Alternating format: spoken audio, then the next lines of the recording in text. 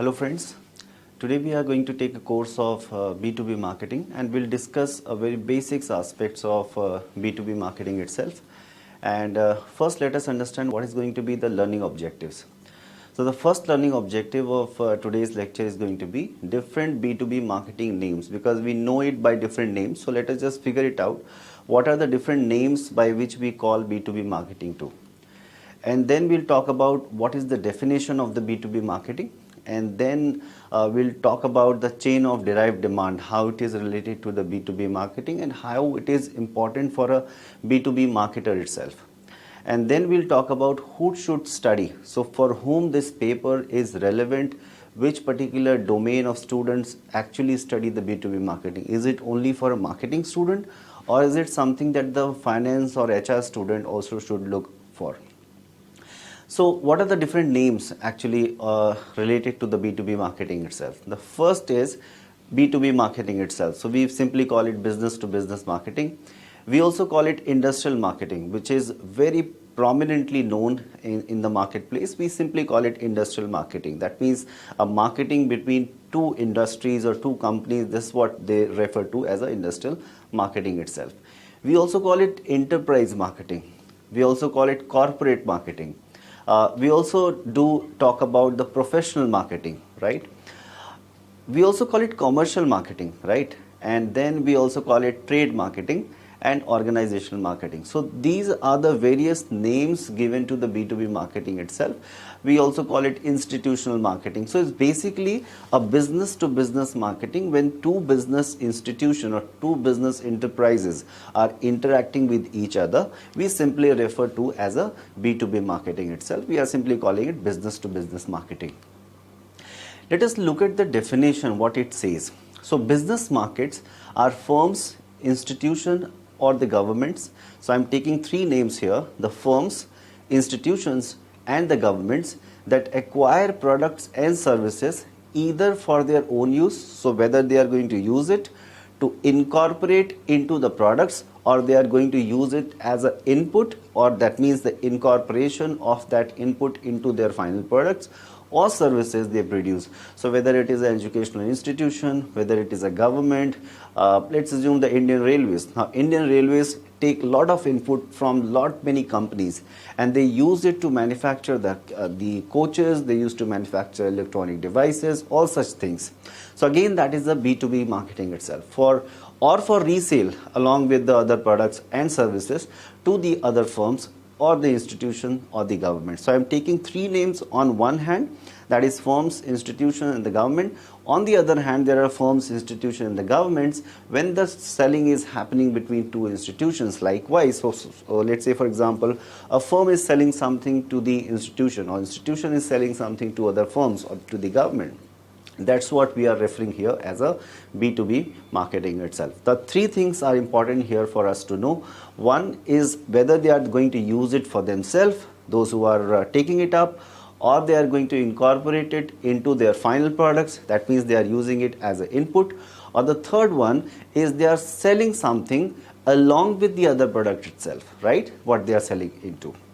Now, let us just talk about the chain of derived demand. What do we actually mean by the derived demand? So basically, let's take, I'll take the example of this slide later, but let us understand.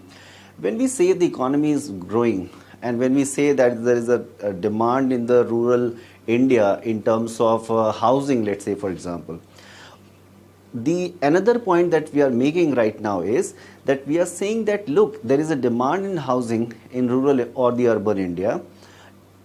At the same time, we are also saying there is a huge demand of the cement, of the steel is also going to happen in the rural and the urban India itself. Likewise, because these are the derived demand, deriving from the demand of the housing requirements, whether it is urban or the poor, and then the demand is also happening in terms of cement and steel, which is required in that particular, from that particular industry itself.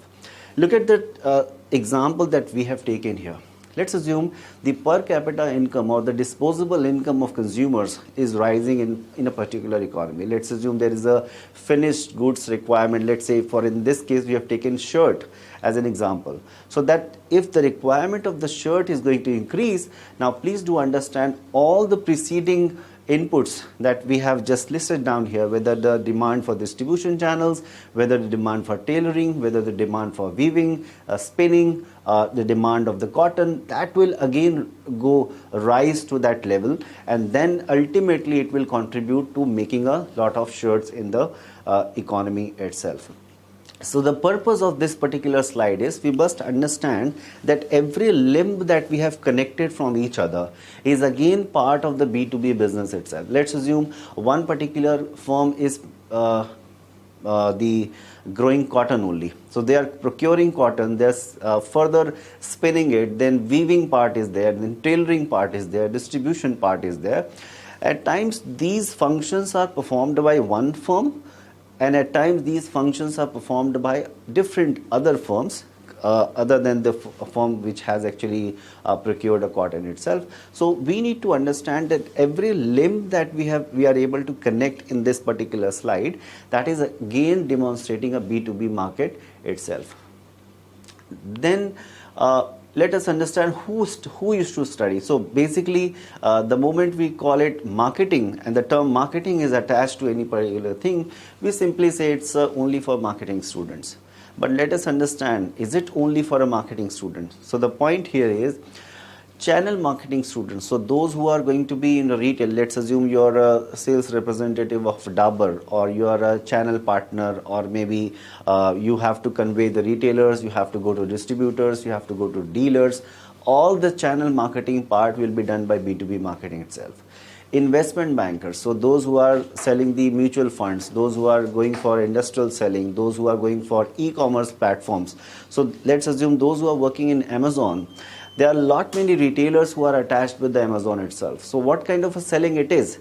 So the platform is being used on Amazon, but again the retailer is selling their products via Amazon to the final retailers itself. Again, the point of attachment between the retailer, those who are selling their products over the Amazon platform, and the Amazon being providing them that sort of a service. So invoice that is being generated between this retailer and Amazon is a B2B market itself. Obviously, the moment you are selling the products to the final consumer, that is obviously a consumer where it is involved. But the point is, the moment the dealing between Amazon and this retailer will be coming under the this B2B market itself.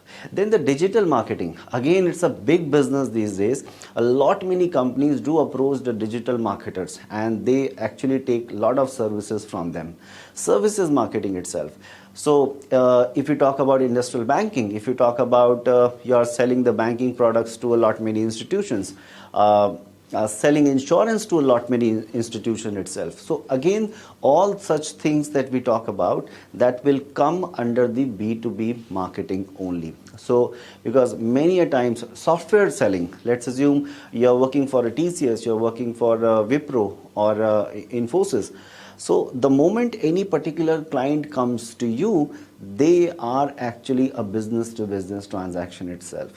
The moment we talk about any sort of consulting services, so again that particular company will come to you and they will actually elucidate the problem that they are facing, and you will actually send them a team, maybe a team of 4 or 5 members over there, and they will go there, they'll study their problem, and they will advise you accordingly. Again, this is a B2B market itself. So please don't misconceptualize. At times people do conceptualize in this way that B2B marketing is only for specific marketing students. So because every sort of whether you are a finance student, whether you are a HR student, so the moment, let's assume you're working in People Strong. Now, the moment you have to sell that particular software to a lot many companies, so again, marketing and this sort of a transaction which will be happening between you selling the People Strong to the company where you are selling, again it will be a B2B transaction itself. Obviously, it's a domain of a marketing, But a lot many people, whether you are in finance domain or in HR domain, or you're selling services, again that will come under the B2B marketing itself. So that's all from my side. Thank you so much.